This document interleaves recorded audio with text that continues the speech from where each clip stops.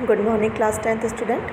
बेटा अभी हमने सोशल साइंस का इकोनॉमिक्स का चैप्टर फर्स्ट स्टार्ट किया था, डेवलपमेंट, है ना।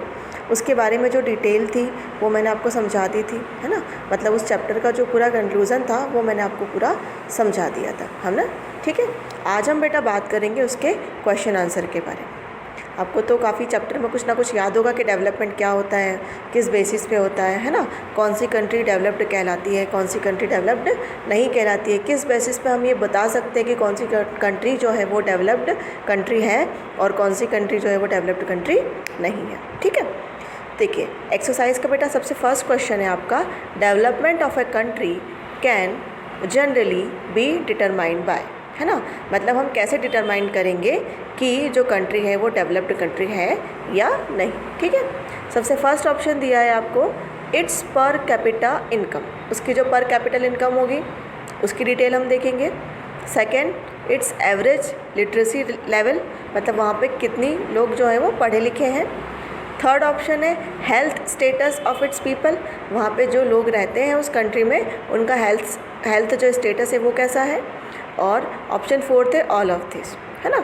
तो आंसर क्या आएगा बेटा, आंसर आएगा ऑल ऑफ दिस, क्योंकि किसी भी कंट्री के डेवलपमेंट के लिए सबसे ज़्यादा ज़रूरी क्या है, पहली चीज़ तो वहाँ का पर कैपिटल इनकम अच्छी होनी चाहिए, वहाँ के लोगों का हेल्थ स्टेटस अच्छा होना चाहिए, है ना, और वो लिटरेट होने चाहिए। ठीक है, अब बात करते हैं हम क्वेश्चन नंबर सेकंड की। ठीक है, क्वेश्चन नंबर सेकंड क्या दिया है बेटा, which of the following neighbouring countries has better performance in terms of human development than India, है ना। हमारी जो नेबरिंग कंट्रीज़ हैं वो कौन कौन सी हैं जो इंडिया से अच्छा परफॉर्मेंस देती है, डेवलपमेंट में अच्छी है। ठीक है, डेवलपमेंट दैन इंडिया। ठीक है, ऑप्शन क्या है, बांग्लादेश, श्रीलंका, नेपाल एंड पाकिस्तान। तो इसका आंसर क्या आएगा बेटा, इसका आंसर आएगा आपका श्रीलंका। ठीक है, क्वेश्चन नंबर थर्ड है, assume there are 4 families in a country, the average per capital income of these families is rupees 5,000.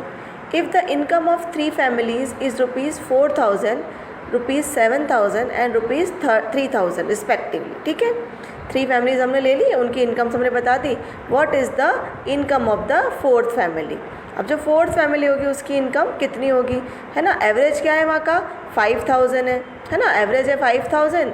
एक फैमिली 4,000 कमाती है, दूसरी 7,000 कमाती है और तीसरी जो है वो 3,000 कमाती है। ठीक है, तो एवरेज वैल्यू हमें निकालना आती है कि हम एवरेज कैसे निकालते हैं, तो एवरेज वैल्यू हम निकाल लेंगे और आंसर क्या आ जाएगा हमारा 6,000। ठीक है, अब बात करते हैं क्वेश्चन नंबर 4 की, है ना। क्वेश्चन नंबर 4 क्या दिया है हमारे पास, क्वेश्चन नंबर 4 दिया है, what is the main criterion used by the World Bank in classify different countries, what are the limitation of this criteria in any, है ना।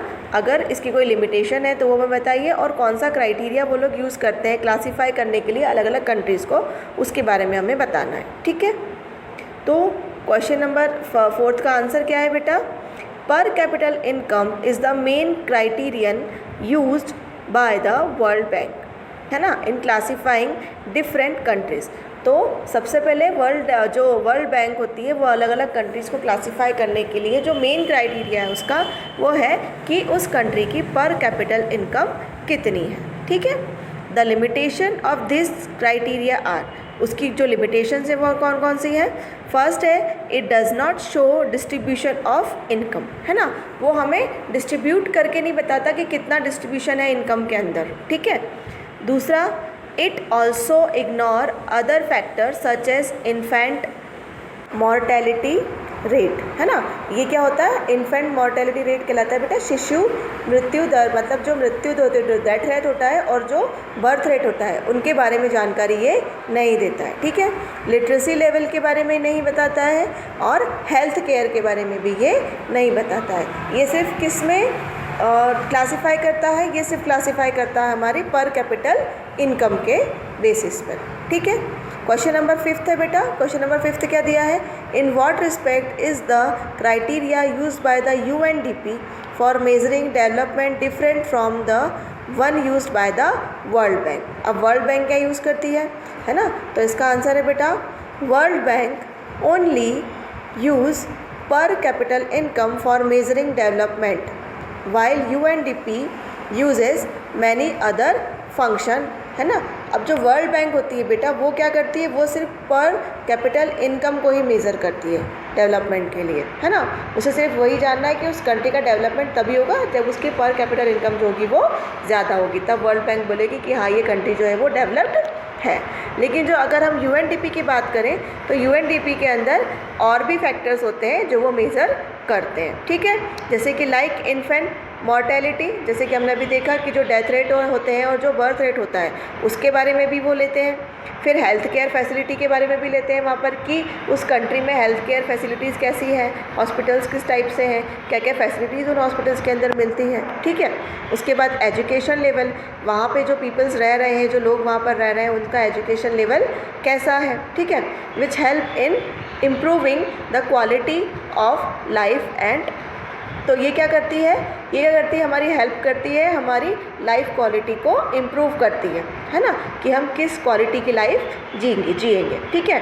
And help to making the citizens more productive, और ये क्या करती है, ये help करती है हमारी जो सिटीजन्स होते हैं, जो पीपल्स होते हैं कंट्री के, उसको प्रोडक्टिव बनाने में, है ना, अच्छा बनाने में, ताकि उनकी सोच बढ़े और डेवलपमेंट जो है वो अच्छा हो, ठीक है बेटा। तो ये मैंने आपको आज 5 क्वेश्चन भेजे हैं बेटा, ये 5 क्वेश्चन आपको आपकी नोटबुक के अंदर राइट डाउन करने हैं, ठीक है। और आपका वर्क कंप्लीट हो जाएगा तो आपको मुझे इन्फॉर्म करना है कि आपने ये राइट डाउन कर लिए हैं। अब अगले लेक्चर में हम देखेंगे इसके नेक्स्ट क्वेश्चंस।